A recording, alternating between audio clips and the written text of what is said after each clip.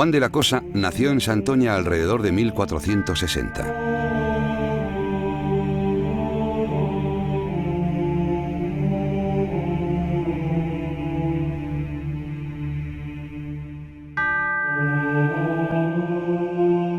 La acomodada familia de la Cosa incluso tenía un barrio propio, y entre sus familiares militaban marinos y regidores. Era lógico que este ámbito puramente marítimo, unido a un espíritu aventurero y ávido de nuevas experiencias, provocaran que Juan de la Cosa desde niño se adoctrinara en las distintas técnicas del arte de la navegación y del conocimiento y estudio de la astronomía y la geografía, conocimientos del auténtico hombre renacentista, materias necesarias en aquel entonces para conseguir llevar la nave desde cualquier punto a otro de arribada en el menor tiempo posible, tan solo con la ayuda del viento y las corrientes. Un instinto que se ha perdido absolutamente, eso nunca podremos entenderlo, cómo ellos llegaban a reconocer dónde había agua, donde no había agua, había fondo, había acantilado, había corrientes, se acercaban a una isla de noche, cuando todo el mundo sabemos que en la mar de noche no se ve nada. Pues la única explicación que damos es que olían tierra, leían las nubes, leían la mar, leían el tipo de olas, ellos sabían si tenían rompientes cerca. Eso es muy fácil de decirlo, pero cuando estás en la mar no es fácil de entender. En 1482, con tan solo 22 años, acude a la Guerra de Granada en un navío fletado por una poderosa familia santoñesa. El duque de Medinaceli, que ya lo estimaba como experto marino y armador, lo requirió para establecer rutas entre el puerto de Santa María en el sur y el norte peninsular, actividad que desarrollarían igualmente otros marinos y armadores cántabros en el Nuevo Mundo.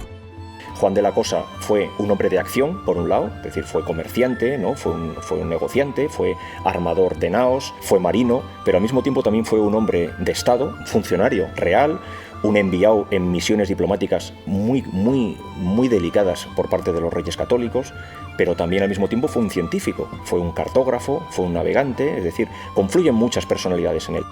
Dada la situación que atravesaba España, con una guerra dinástica y el final de su guerra de reconquista, los portugueses habían tomado ventaja en las rutas atlánticas, favorecidos por el momento de estabilidad social y económica del que gozaban, llegando a ostentar el control de la única ruta hacia Oriente, tras haber sido cerrada la vía terrestre por la caída de Constantinopla en manos del Imperio Otomano y el cierre por consiguiente del Mediterráneo oriental.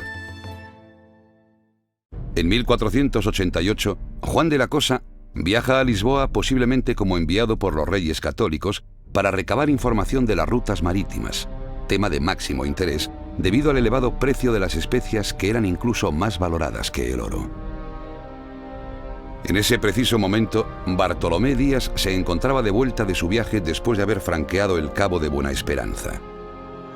Juan de la Cosa tuvo que partir apresuradamente de la capital lusa antes de ser apresado. Esto impulsa a los reyes católicos a fomentar y financiar las expediciones oceánicas hacia el oeste. Esta serie de viajes comenzó con la gesta de Colón en 1492. Es en este momento cuando se pone a prueba una nueva forma de navegación, la astronómica, muy distinta a la utilizada desde la antigüedad, que consistía en una navegación costa a la vista y con referencias fijas como acantilados, estuarios, montañas o cabos, o la navegación por estima, obtenida a través de unos cálculos logarítmicos de las distancias navegadas y la dirección o rumbo en distintos sentidos que conformarían finalmente el punto de llegada de nuestro barco.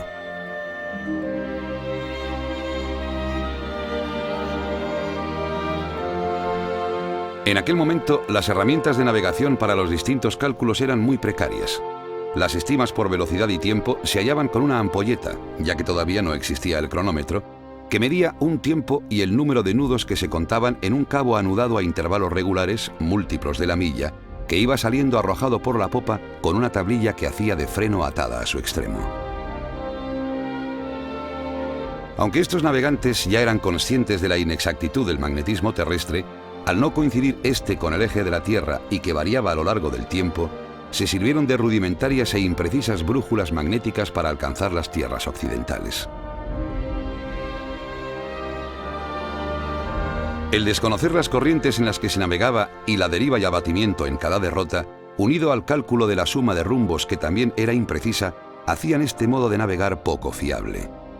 Es por ello por lo que esta forma inexacta de navegación habría de evolucionar para poder situarse con solo mirar los astros sin ninguna otra referencia y llegar al punto planificado al otro lado del Atlántico con el mayor margen de seguridad. En este momento comienza la navegación astronómica, mediante la cual, por observaciones de la altura de los astros, con respecto al horizonte y unos cálculos matemáticos, se puede hallar la posición de la nave. Para ello se ponen en uso el astrolabio, invención de los antiguos griegos pero olvidado en Europa, recuperado por los árabes en la península ibérica hacia el siglo XI, y la ballestilla, precedente del sextante de siglos posteriores, para la medición de los ángulos y grados necesarios para los cálculos de la navegación ortodrómica o línea más corta entre dos puntos en una esfera. Por otro lado, es necesario saber la altura de los astros para cada día del año, no siendo esta igual debido a la traslación terrestre, empezando a editarse las primeras tablas náuticas. Para tomar una observación requería de 3 hombres y daba una precisión bastante baja, del orden de 2 a 4 grados de arco. Se utilizaba para determinar la latitud mediante la observación de la estrella polar o la observación del paso del Sol por el sur del meridiano local. En 1492, Juan de la Cosa participa como maestre y armador de la primera expedición de Cristóbal Colón, siendo el propietario de la Santa María, principal navío de la expedición, alentado solo ante la descabellada idea por la estrecha amistad que le unía a Martín Alonso y Vicente Yáñez Pinzón, también partícipes en este primer viaje. El 24 de diciembre de 1492, la Santa María naufraga, lo que le llevaría a una relación complicada con el almirante, que llegaría incluso a culparle de dicho hundimiento. Pese a todo, Juan de la Cosa participa en el segundo viaje de Cristóbal Colón, esta vez en La Niña, recorriendo toda Cuba y desempeñando la función de maestre de hacer cartas, dado sus profundos conocimientos en esta materia.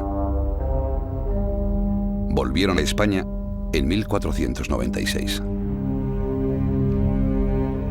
Poco después, la reina Isabel compensaría al marino montañés económicamente y con creces por la pérdida de la nave en la noche de Navidad de 1492 y contaría con él para sucesivas empresas. En 1499, Juan de la Cosa hace su tercer viaje como piloto principal en una expedición mandada por Alonso de Ojeda, explorando las costas entre la desembocadura del Orinoco y el Cabo de la Vela. En esta ocasión, el marino fue herido por una flecha india. A su regreso y por encargo de los Reyes Católicos, realiza su llamada carta en la cual reúne y representa todas las tierras descubiertas por portugueses y españoles.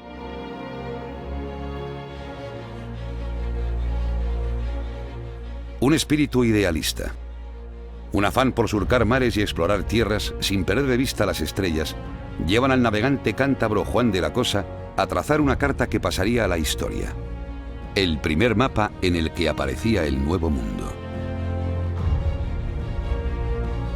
Este magnífico trabajo cartográfico se realizó en el puerto de Santa María en el año 1500, según figura en una inscripción.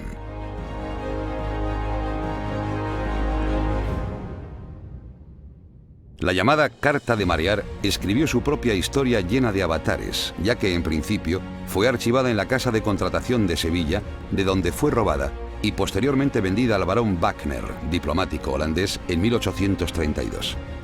A la muerte de este, fue subastada y adquirida por el gobierno español por 4.200 de las antiguas pesetas, quedando bajo custodia del Museo Naval de Madrid, donde aún permanece. El mapa de Juan de la Cosa es el primer documento cartográfico en el que se representan las nuevas tierras descubiertas. Está representado todo el mundo conocido en aquel momento. Es un mapa con toda clase de detalles y debió ser hecho para los Reyes Católicos o para los que gestionaban los viajes desde la Casa de la Contratación para poner en contexto lo que el mundo conocido, lo que habían descubierto los portugueses, los ingleses y lo que se estaba descubriendo. La Carta de Marear está trazada en 2 pieles unidas de forma ovalada. Su gran mérito es el de representar las Indias occidentales en el momento en que fueron reconocidas.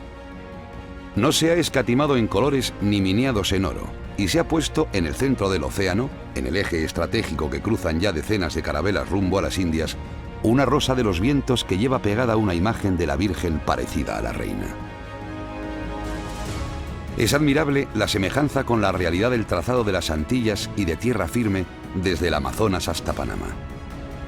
Supone el reconocimiento de la independencia del Nuevo Mundo respecto a Asia y representa el enlace entre la vieja tradición medieval de elaboración de portulanos y el nacimiento de la nueva cartografía. Dicen las crónicas que los navegantes de entonces, entre los que figuraban los Diego de Nicuesa, Rodrigo Bastida, Vespucho o los hermanos Pinzón, pudieron admirar aquel fabuloso mapa, única obra de Juan de la Cosa que ha llegado hasta nuestros días. Los cartógrafos en el siglo XVI se encontraron con la necesidad de dibujar el mundo, inspirados por geógrafos anteriores como Ptolomeo. La necesidad de saber los rumbos a seguir sobre papel y la incorporación de nuevas tierras descubiertas a estos mapas. Esto hizo que se produjera un gran avance hacia la cartografía moderna. Estos técnicos artistas se encontraron con bastantes incógnitas como la dimensión de la Tierra, o si al otro lado de la costa americana estaba la isla de las especias como sugerían marinos y comerciantes. En octubre de 1500 realiza su cuarto viaje como capitán y corresponsable con Rodrigo Bastidas. Las costas entre el Cabo de la Vela y el Darién son recorridas durante la expedición y se encuentran importantes cantidades de oro. En 1503, nuevamente es requerido por la reina Isabel, encargándole una delicada misión de espionaje en tierras portuguesas. Allí es detenido teniendo que intervenir la misma reina en su liberación. Por esto y otros servicios prestados fielmente a la corona castellana, en la conquista del Nuevo Mundo y las delicadas labores diplomáticas en las que intervino, fue nombrado posteriormente alguacil mayor de Urabá y dotado con una pensión vitalicia de 50.000 maravedíes. Posteriormente, entre 1504 y 1507, nuestro inquieto navegante, junto a Juan de Ledesma, recorrería las costas de las actuales Venezuela y Colombia y por las llamadas Islas Vírgenes como Margarita y Jamaica, regresando de estos viajes cargado de presentes para la corona castellana. La reciente Casa de Contratación, organismo que regulaba el comercio de Indias, le encargó el menester como capitán de la flotilla de salvaguardar de los piratas los barcos cargados de mercancías que navegaban de retorno próximos a la península, provenientes de las nuevas rutas establecidas. Su sexta y última singladura, datada en 1508, fue con idea de afincarse definitivamente en América, llegando a establecerse con su familia en La Española. En 1509, como lugarteniente de Ojeda, alcanzó tierra firme en una expedición a pie en busca de riquezas para el reino de Castilla. El 28 de febrero de 1510, murió acribillado a flechas de los indígenas en Turbaco, la actual Colombia. Cuando Ojeda llegó con refuerzos, lo encontraron atado y con innumerables flechas clavadas en su cuerpo. Tras su muerte, fueron ratificados todos sus privilegios y su viuda fue dotada con 45.000 maravedíes para ayudar al casamiento de su hija mayor. Juan de la Cosa, intrépido marino, cartógrafo de profundos conocimientos, avanzado astrónomo, incansable viajero, hábil comerciante, aventurero imparable, armador de fortuna, astuto espía, fiel diplomático, valiente militar. Un vecino de Santoña que pasó a ser el primer hombre en concebir la independencia de los continentes conocidos hasta entonces y que ha llegado hasta nuestros días a través del trabajo con más valor documental, político y geográfico de la cartografía universal.